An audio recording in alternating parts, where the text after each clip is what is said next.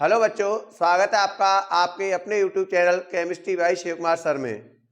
और आपको मालूम है कि बोर्ड परीक्षा की डेट शीट आ चुकी है, इसलिए आपको अब पेपर की तैयारी में जुट जाना चाहिए। इसी क्रम में हम आपके पेपर को मजबूत बनाने के लिए हम लाए अनसॉल्व सीरीज। आज का हमारा अनसॉल्व है सेट 1 2023 का 3 से 47 CA और ये सेट हमारे पास है। इसका पहला क्वेश्चन है, वह ठोस जो विद्युत चालक आघातवर्ध तथा तन्य होते कहलाते हैं। ये धात्विक ठोस होते हैं। वैसे एनसीईआरटी ने ये टॉपिक आपके कोर्स से काट दिया है।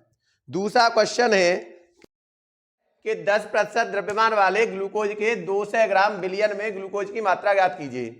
अब 10% दे रहा है ग्लूकोज, यानी हमारे 100 ग्राम बिलियन में बिलियन कितना है? 10 ग्राम है। हम लिख सकते हैं 10% का मतलब क्या है कि 100 ग्राम में 10 ग्राम। तो इसे हम क्या लिख सकते हैं? 100 ग्राम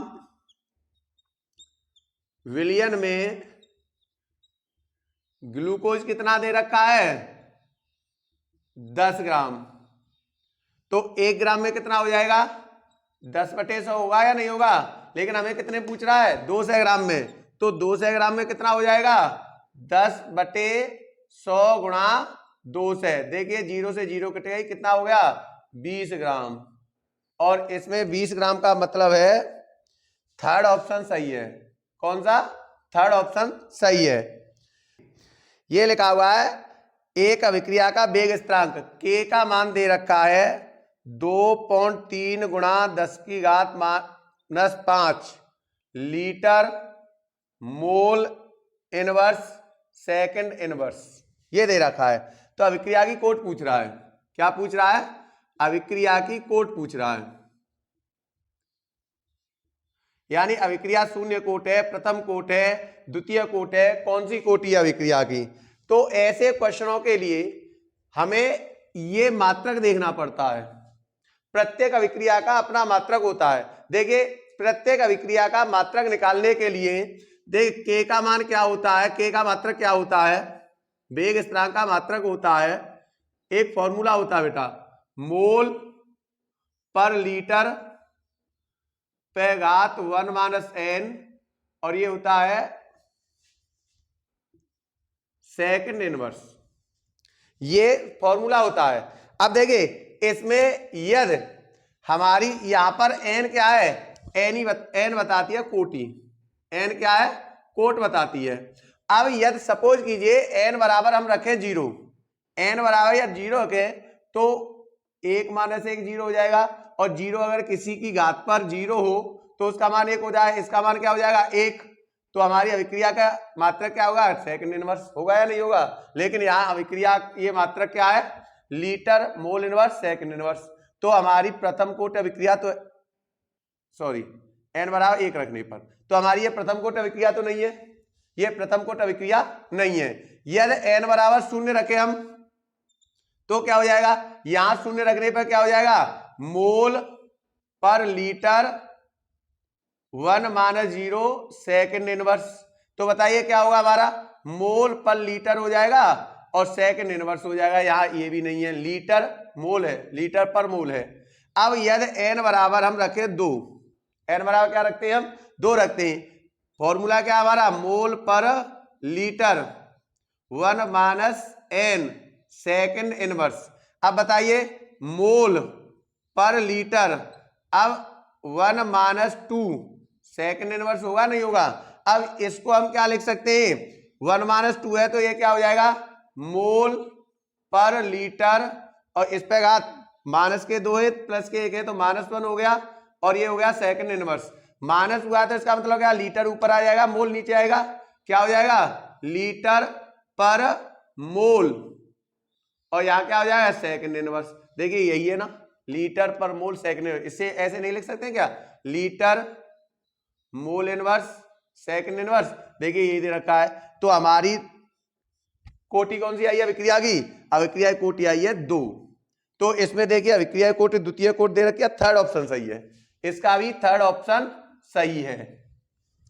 कोटि निकालने के लिए हमें वेग स्थिरांक का ये मात्रक दे रखा है और वेग स्थिरांक का मात्रक हमें निकालने के लिए ये सूत्र होता है। देखिए ये फॉर्मूला है, इस फॉर्मूला को आप कोटि निकालने के लिए याद कर लीजिए। और यहां पर n बराबर 0, n बराबर 1, n बराबर 2 कोई मान रख दीजिए। ये मान जो हमारा आ जाएगा मात्रक वही हमारी कोटि हो जाएगी। देखिए n बराबर 1 रखने पर ये आया तो ये कोटि नहीं है, n बराबर 0 रखने पर ये आया तो ये भी हमारी अभिक्रिया ये मात्रक नहीं है, लेकिन n बराबर 2 रखने पर हमारा ये मात्रक और ये मात्रक दोनों बराबर आ गए। इसका मतलब कौन क्या है, इस अभिक्रिया की कोटि क्या है, 2 है। ये द्वितीय कोटि अभिक्रिया है। घ आ रहा है इसमें क्षारक जो RNA में नहीं होता है। बेटा RNA में थायमिन नहीं होता है, RNA में कौन नहीं होता है, थायमिन नहीं होता है। अगला है केनेजारो अभिक्रिया प्रदर्शित करता है बेंजोइक अम्ल, टोल्यूइन, बेंजल्डिहाइड, फार्मिक अम्ल। तो इसमें केनेजारो अभिक्रिया बेंजल्डिहाइड प्रदर्शित करता है ओनली। केनेजारो अभिक्रिया कौन प्रदर्शित करता है, बेंजल्डिहाइड। अगला है कार्बन एमीन क्रिया देता है। इसमें जो मेथिल एमीन है CH3NH2, ये मेथिल अमीन जो है वो कार्बन अमीन क्रिया देता है। मेथिल अमीन से कार्बन अमीन बनता है। तो ये हो गया आपका। अब इसमें आ गया दूसरा क्या है, इसमें एक सरल जालक की संकुल क्षमता की गणना कीजिए। आपके कोर्स से हट चुका है, क्रिस्टलीय ठोस पहला चैप्टर था, ये हटा दिया एनसीईआरटी ने। दूसरा एक तत्व की कोष्ठका की संरचना, कोष्ठका की संरचना दे रखा था, ये भी पहले ही चैप्टर में से था क्रिस्टलीय ठोस में से, ये भी तुम्हारे कोर्स से इस साल हटा दिया है एनसीईआरटी ने। अब तीसरा है, अब प्रश्न नंबर 2 का ग देखते हैं। इसका भी एक फर्स्ट दे रखा है, किसी विलयन की चालकता तनुता के साथ क्यों घटती है। ये दे रखा है चालकता तनुता के साथ क्यों घटती है। जहां ये चालकता शब्द आ जाए तो आप अपने आप देख लेना कि चालकता जहां शब्द आएगा वो विशिष्ट चालकता को बताता है। किसको बताता है, विशिष्ट चालकता के बारे में। यानी चालकता शब्द आए या विशिष्ट चालकता शब्द आए एक ही बात है। और इसे किससे प्रदर्शित करते हैं हम, कप्पा से। किससे प्रदर्शित करते हैं, इसे कप्पा से प्रदर्शित करते हैं। कप्पा क्या होता है, 1 घन सेंटीमीटर में उपस्थित मोलों की संख्या को हम चालकता कहते हैं। यानी हम अगर ये है हमारे पास, ये 1 सेंटीमीटर, ये 1 सेंटीमीटर और ये ठोस बर्तन है कोई जिसकी लंबाई चौड़ाई ऊंचाई तीनों 1 सेंटीमीटर है और इसमें कोई विलयन भरा हुआ है, इसमें कोई विलयन भरा हुआ है। तो इस विलयन की जो चालकता होगी बेटा वो विशिष्ट चालकता कहलाती है। इस विलयन की चालकता क्या कहलाएगी, विशिष्ट चालकता। यानी विशिष्ट चालकता आयतन पर निर्भर करती है और वो किससे, 1 घन सेंटीमीटर आयतन पर। 1 घन सेंटीमीटर आयतन में जितने अणु होंगे वो उसकी 1 घन सेंटीमीटर आयतन अणु जितने होंगे उस हिसाब से इसकी चालकता होगी या नहीं होगी। अगर अणुओं की संख्या इसमें ज्यादा होगी तो इसकी चालकता ज्यादा होगी। चालकता किसे कहते हैं, विद्युत धारा प्रवाहित करने पर टूटना, अणुओं में टूटना, या विद्युत धारा कितनी तीव्रता से प्रभावित हो रही है। जितनी तीव्रता से विद्युत धारा प्रवाहित होगी उतनी ही अधिक चालकता इसकी होती है। तो बताइए 1 घन सेंटीमीटर में यदि अणुओं की संख्या ज्यादा होगी तो चालकता ज्यादा होगी या नहीं होगी, और अणुओं की संख्या अगर कम होगी तो चालकता कम होगी या नहीं होगी। अब बताइए इसे हम कर रहे हैं तनु, इसे क्या कर रहे हैं हम, तनु कर रहे हैं। तनु यानी जल डाल करके इसमें पानी मिला करके इसको पतला कर रहे हैं हम। जब इसमें पतला करेंगे इसे क्या होगा, फिर तनु करने पर क्या होगा, इसमें जल के कण आएंगे और जल आपको मालूम है कि H धनान OH धनान में टूटता है लेकिन ज्यादा नहीं टूटता है। जल के लगभग 10,000 अणुओं में से एक अणु H+OH- में टूटता है। तो हम इसमें अगर तनु करेंगे इसे, इसमें पानी मिलाएंगे, जल मिलाएंगे, तो बताइए ये अणुओं की संख्या इसमें से कम होगी या नहीं होगी। क्यों भाई, 1 सेंटीमीटर में इसमें ये अणु मिले हुए, इसमें पानी मिलाएंगे तो अणु अलग चले जाएंगे। इसका मतलब क्या है, 1 सेंटीमीटर में, 1 घन सेंटीमीटर में इन अणुओं की संख्या कम हो गई और पानी के अणु इसमें आएंगे, वो ज्यादा टूटते नहीं है, H+OH- में ज्यादा नहीं टूटते हैं। तो बताइए इसमें अणुओं की संख्या कम होगी या नहीं होगी। जब इसमें अणुओं की संख्या कम होगी तो तनुता के साथ ये चालकता घटेगी या नहीं घटेगी। तो इसका जवाब क्या है, कि जो विशिष्ट चालकता या चालकता है वो 1 घन सेंटीमीटर आयतन में उपस्थित अणुओं की संख्या होती है। यदि इसमें हम पानी मिलाएंगे, जल मिलाएंगे, तो 1 घन सेंटीमीटर में पदार्थ के अणुओं की संख्या कम होगी। जब पदार्थ के अणुओं की संख्या कम होगी तो इसकी विशिष्ट चालकता या चालकता क्या होगी? घट जाएगी। इसलिए तन्यता के साथ विशिष्ट चालकता घटती है। 2 का सेकंड, देखिए ये दे रखा है कि 298 केल्विन पर 0.20 मोल KCl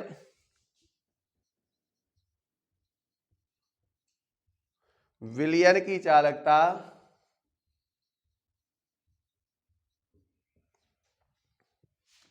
0.248 सीमेन सेकंड इनवर्स है। इसकी मोलर चालकता पूछ रहा है। इसकी मोलर चालकता है लैम्डा एम क्या है। देखिए आपको कप्पा दे रखा है।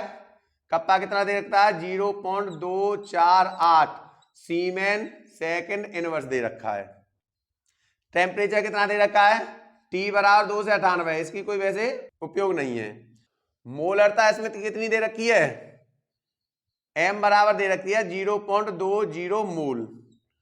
तो विशिष्ट चालकता होती है डेल लैम्डा एम क्या होती है? लैम्डा एम होती है कप्पा इंटू 1000। अब बताइए कप्पा कितना है? 0.248 गुणा 1000 अपॉन 0.20। अब देखिए इसमें क्या हो गया? ये तीनों दशमलव से हट गए। कितना आ गया? ये 248 बटे 0.2। अब 0.2 से ये कटेगा तो ये कितना हो जाएगा? ये पॉइंट हटाओ, 0 आ गया। 1240 कितना आ गया कप्पा? सीमेन सेंटीमीटर स्क्वायर और mole inverse. Centimetre inverse mole inverse हो जाए, क्यों? कप्पा की ये है सीमेन सेंटीमीटर इनवर्स और इसमें मोल इनवर्स नीचे आ जाएगा। ये इसकी उत्तर आ जाएगा आपका। देखिए उत्तर माला में, इस अनसॉल्व की उत्तर माला में उत्तर दे रखा है आपका 124, लेकिन उसने मिस्टेक से यहां पर पॉइंट लगा रखा है, लेकिन पेपर में आपके में ये दे रखा है। इसके लिए उत्तर ये 1240 सही है। घबराने की जरूरत नहीं है। क्यों? उत्तर माला में यहां पर 0 लगा हुआ है, यहां पॉइंट लगा हुआ है, इसलिए 124 है। लेकिन यहां पर क्या है? 0.248 है। अगला क्वेश्चन आया अब आपका घ। देखिए प्रश्न दे रखा है प्रथम कोट अभिक्रिया N2O5 गैस है ये NO2 और O2 में 3 से 10 केल्विन पर नाइट्रोजन की प्रारंभिक सांद्रता 1.24 गुणा 10⁻⁻2 मोल पर लीटर थी, जो 30 मिनट पश्चात 0.20 गुणा 10⁻⁻2 मोल पर लीटर रह गई। 3 से 10 केल्विन पर वेग स्थिरांक ज्ञात कीजिए। तो प्रथम कोट अभिक्रिया के लिए आपको मालूम है यहां पर ए कितना दे रखा है? 1.24 गुणा 10⁻⁻2 या इसे x मान लीजिए। चलो इसे x बराबर ये दे रखा है। a बराबर कितना दे रखा है? 0.20 गुणा 10⁻⁻2। ये मोल पर लीटर है दोनों। सांद्रता का मात्रा मोल पर लीटर होता है। अब टाइम कितना दे रखा है? t बराबर 30 मिनट दे रखा है। कितना दे रखा है? 30 मिनट। देखो ये रहा, और ये दोनों सांद्रता हो गई। हमें क्या पूछ रहा है? टेम्परेचर हमारा 3 से 10 केल्विन है, इससे हमें कोई लेना देना नहीं है। अब हमारा प्रथम कोट अभिक्रिया के लिए वेग स्थिरांक का सूत्र होता है K 2.303 upon T log 10⁻x upon a minus x। ये फॉर्मूला होता है बेटा। K बराबर 2.303 upon T log 10⁻x upon 1 minus x होता है। अब K बराबर ये तो सेम है 2.303 अपॉन T कितना दे रखा है? 30 मिनट दे रखा है। log 10 की पावर ये कितना x कितना है? 1.24 गुणा 10⁻⁻² अपॉन 0.20 10⁻⁻²। अब देखो ये इससे ये कट गया, पॉइंट से पॉइंट कट गया, कितना आया k बराबर 2.303 अपॉन 30 log 10, ये आ गया आपका 2 ते 6 6.2 आ गया ये। ठीक है, अब देखिए हमारी k बराबर, इधर लिख देता हूं, k बराबर अगर इसका भाग दें इसमें तो कितना आ जाएगा। देखो ये पॉइंट यहां पहुंच गया, 0 यहां लगने पर, तो ये आएगा 0.3 का भाग इसमें दिया हमने 3 7 21, 2 बचे 20 हो गए, 18 2 बचे 23 21, इतना हो गया लगभग। और देखिए log 10 का मान ये दे रखा है, ये log 10 पे 6.2 का मान ये दे रखा है, इतना होगा 0.7924। इनकी गणना कर लेना, मैंने इसकी गणना कर ली है, ये आया है 0.0608। और इसे हम लिख सकते हैं, यहां पॉइंट ले आए तो 6.08 गुणा 10⁻⁻² आ गया मिनट इनवर्स। ठीक है, हमने x और ये दे रखा है, k का मान ज्ञात करके हमारा ये उत्तर आ गया है। अगला क्वेश्चन है 3 का क, कारण सहित स्पष्ट कीजिए ताप बढ़ने पर भौतिक अधिशोषण क्यों घटता है। आपके कोर्स से हट चुका है, 3 का क और ख दोनों ही आपके कोर्स से एनसीईआरटी ने हटा दिए हैं। अब 3 का ग आता है। 3 का ग क्या है, द्विदंतुर और उभयदंतुर लिगेंड से क्या तात्पर्य है, प्रत्येक का एक एक उदाहरण दीजिए। तो देखिए वे लिगेंड जिनमें 2 दाता परमाणु होते हैं क्या कहलाते हैं, द्विदंतुर लिगेंड। देखिए हम क्या लिखेंगे, वे लिगेंड जिनमें 2 दाता परमाणु होते हैं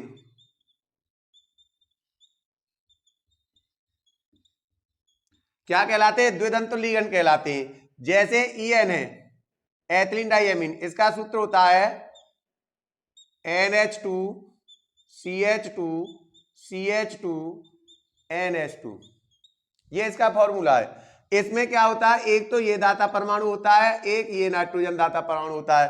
तो इसमें 2 दाता परमाणु है, 2 इलेक्ट्रॉन योगदान देते हैं ये, इसलिए ये क्या हो गया, द्विदंतुर लिगेंड हो गया। क्या हो गया, ये द्विदंतुर लिगेंड हो गया। एक में ऑक्सियोलेटो कर देता हूं OX, क्या होता है COO एकल बॉन्ड COO, या माइनस या माइनस। देखिए इसमें भी ये 2 दाता परमाणु है, 2 ऑक्सीजन, ये द्विदंतुर लिगेंड है। अगला आता है उभयदंतुर लिगेंड, क्या होता है उभयदंतुर लिगेंड। सेम है, वे लिगेंड जिनमें 2 दाता परमाणु होते हैं लेकिन केंद्रीय धातु परमाणु को केवल एक ही दाता परमाणु इलेक्ट्रॉन योगदान देता है, यानी दाता परमाणु तो 2 है। वे लिगेंड जिनमें 2 दाता परमाणु होते हैं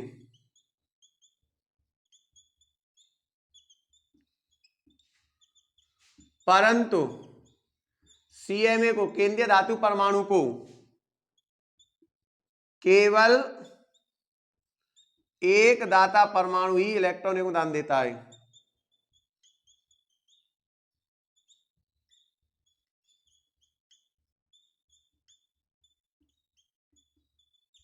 इसमें क्या है, देखो द्विदंतुर लिगेंड और उभयदंतुर लिगेंड में अंतर क्या है, इसमें 2 दाता परमाणु और दोनों इलेक्ट्रॉन योगदान देते हैं, लेकिन इसमें 2 दाता परमाणु तो होते हैं लेकिन CMA को इलेक्ट्रॉन केवल एक दाता परमाणु ही देता है। देखिए मैं बताऊं, NO2 ये है नाइट्रो, नाइट्रो में क्या है, नाइट्रोजन भी दाता परमाणु है और ऑक्सीजन भी दाता परमाणु है, दोनों के पास एक एक इलेक्ट्रॉन युग्म है। लेकिन अगर हम फॉर्मूला NO2 लेंगे, इसको नाइट्रो कहेंगे, तो केवल नाइट्रोजन ही CMA को इलेक्ट्रॉन युग्म दान देगी। लेकिन अगर हम ONO कहेंगे, देखिए ये भी NO2 है लेकिन इसे नाइट्राइटो कहेंगे, इसे क्या कहेंगे, नाइट्राइटो। इस स्थिति में ये ऑक्सीजन CMA को इलेक्ट्रॉन युग्म दान देगा।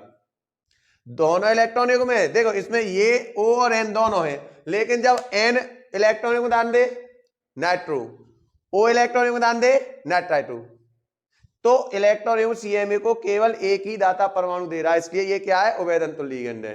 दूसरा देखिए CN साइनो, इसमें CMA को केवल ये इलेक्ट्रॉन युग्म दान दे रहा है, दोनों ही है C और N दोनों पर ही इलेक्ट्रॉन युग्म है और दोनों ही दान दे सकते हैं, लेकिन इस साइनो अगर कहेंगे हम तो इस स्थिति में केवल ये इलेक्ट्रॉन युग्म दान देगा। लेकिन अगर हम कह दें NC, जब नाइट्रोजन इलेक्ट्रॉन युग्म दान देगा तो इसे कहेंगे हम आइसोसाइनो। क्या कहेंगे इसे, आइसोसाइनो। तो ये उभयदन तुल्य लिगेंड होते हैं बेटा। उभयदन तुल्य लिगेंड क्या होते हैं, दो दाता परमाणु होते हैं, लेकिन CMA को इलेक्ट्रॉन युग्म केवल एक ही दाता परमाणु देता है। अगला क्वेश्चन देखते हैं अब, डी ग्लूकोज और डी फ्रक्टोज की संरचना में अंतर। आपको मालूम है ग्लूकोज एल्डिहाइड है और फ्रक्टोज कीटोन है, इनकी संरचना लिखें तो CHO होता है, एकल बॉन्ड CHOH होता है, ये C यहां OH हो जाता है और ये CH होता है, CHOH 1 2 3 4 5 और CH2OH, ये तो डी ग्लूकोज होता है। क्या होता है, ये डी ग्लूकोज होता है। और यहां अगर हम कहें CH2OH, C double bond O, CHOH, CHOH, CHOH और CH2OH, 1 2 3 4 5 6, ये हो जाता है डी फ्रक्टोज की संरचना। ये डी फ्रक्टोज होता है, ये डी ग्लूकोज होता है, इन दोनों की संरचना ये होती है। आज की वीडियो को यहीं समाप्त करेंगे, शेष सवालों को अगले वीडियो में करेंगे। यदि वीडियो पसंद आई हो तो प्लीज हमारी वीडियो को लाइक करें, चैनल को सब्सक्राइब करें और बेल आइकन को दबाएं। थैंक यू, धन्यवाद।